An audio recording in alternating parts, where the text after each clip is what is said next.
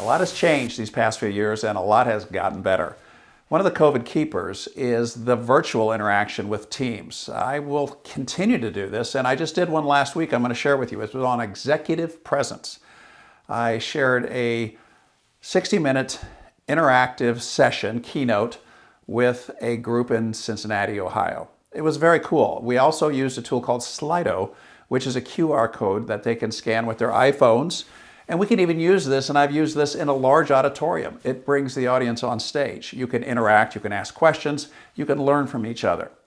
So take a look at this intro to executive presence with this group virtually and consider how your team might benefit from something like this. Okay, so welcome everyone for joining us for this month's chapter meeting. I'd like to introduce our speaker, Larry Kiter. He is an executive coach, organization development facilitator.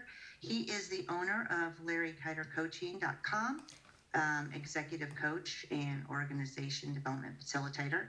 He was with Emeritus as second vice president, talent strategy for 14 years. He was a store and district manager with Walmart for 20 years. So I'd like to welcome Larry, and go for it, Larry. Outstanding. You're so gracious, Julie. When Julie asked me to speak, I assume it's from good memories when we worked together and with Tabitha and her at Emeritus. And I'm delighted for this opportunity. And as I told some of you, is when I get a chance to do these workshops, two things happen. I get to impact the people. Obviously, I hope I impact the people that I'm talking to, but I also grow. My executive presence continues to get better and grow. And I will ask feedback at the end of this session on how do we do.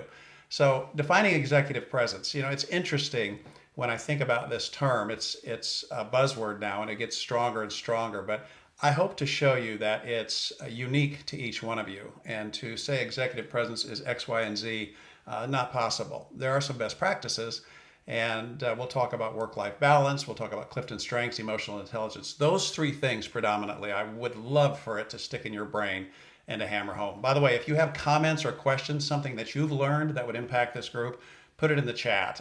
Julie's going to be monitoring that, and I will address those.